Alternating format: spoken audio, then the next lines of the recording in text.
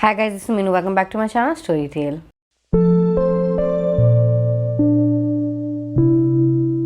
Today I'm going to be talking about my 5 most favorite books of 2021. Disclaimer, these are not the books that are released in 2021. I mean, at least most of them are not. These are basically the books that I have read in 2021 and these are just my favorites. Now without wasting any more time, let's get started. The 5th book on my list is The Hate You Give by Angie Thomas. This is a story about 16-year-old Stark Carter, whose friend was killed right in front of her by a cop. He was unarmed and the police did not even think for a second before shooting him out. He was a black person and racism plays a big role in the cop's decision, and this is what Star is trying to fight against. She is the sole witness of the act and many people are trying to intimidate her to not let her have a voice. And this book is all about voice. This book is kind of inspired by Black Lives Matter. We get to see racism against black people in this book. We also see what are actually their condition and how they live, how is their life and everything that revolves around it.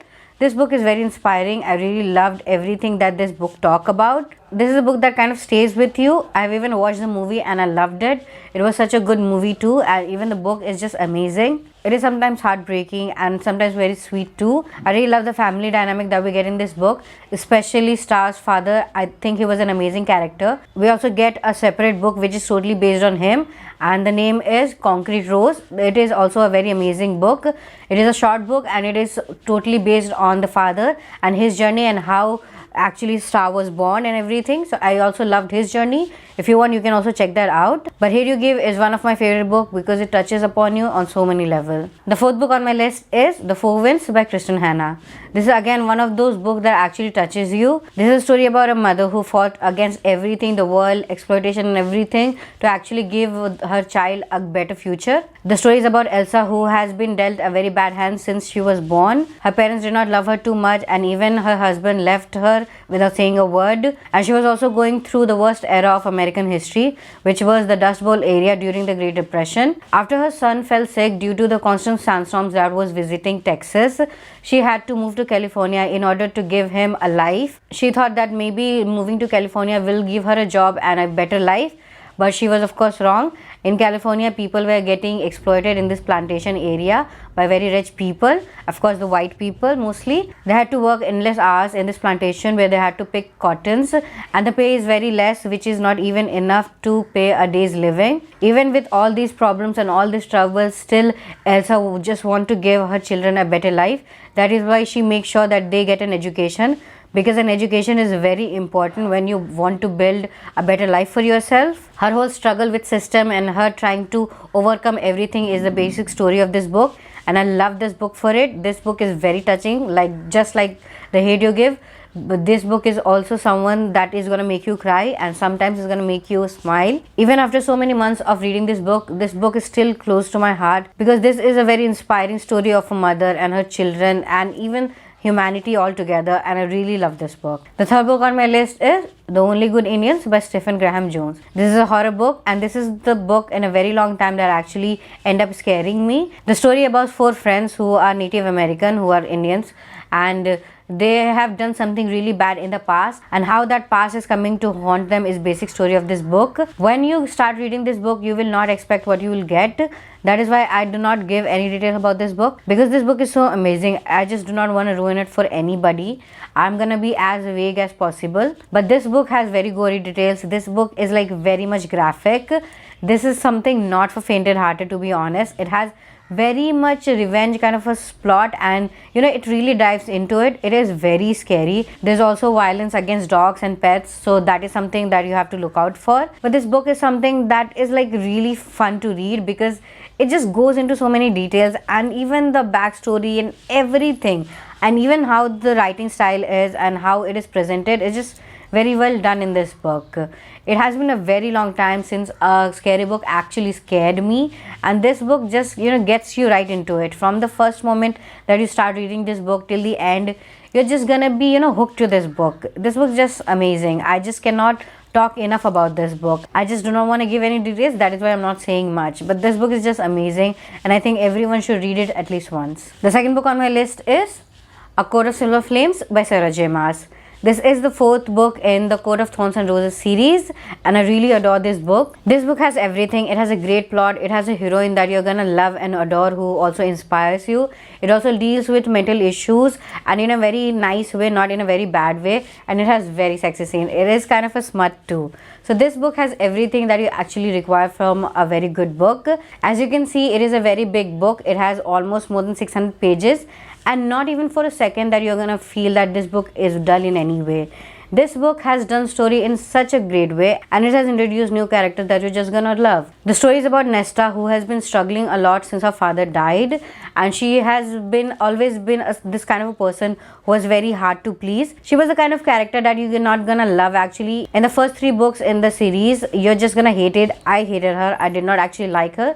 She was very nagging kind of a character who was like angry all the time for no reason at all. But in this book, you're just gonna fall in love with her, because the transformation that she goes through is just amazing. We see her become this totally different person in this book, and the journey is just amazing. And the best thing about her journey is that she did not need any help from others to actually overcome her.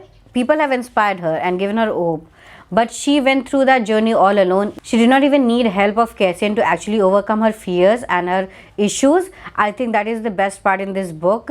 I love Cassian. He was just amazing in this book. He was so sexy and he was so brilliant in this book. I mean, everything about him in this book shines. He's not the kind of character who revolves around her partner. I mean, he is in love with her and he is totally smitten by her, but he also gives her space. In the beginning, when Nesta was a very difficult person to deal with, he did not just pine over her. He did not become like a puppy and revolved around her all the time. He gave her back for everything that she gave him too. He talked back to her. He told her everything that she does is bullshit, and he was just the amazing perfect hero that we all needed. I also loved the side characters of Gwen and Emery. They were also amazing characters to add to the story, and of course there was also Ezreal, which we all love. Everything about this book, like I said, is just amazing. I really love the story. I love the characters. Even the end was just fulfilling. Everything about this book was just perfect. I do not remember most of the first 3 books in the series, but I think this is by far my most favorite book in the series. Before I tell you my most favorite book, I wanted to give some special mentions. These are books that I absolutely loved but could not make the list. The books are Mexican Gothic by Silvia Moreno Garcia. This is again one of the haunted books. It is very creepy and very well written. I really love the story and I really love the whole world that was built in. Even the ending was very great. The next book is The Gilded Ones by Namina Forna. This is a very interesting book. It is derived from African culture.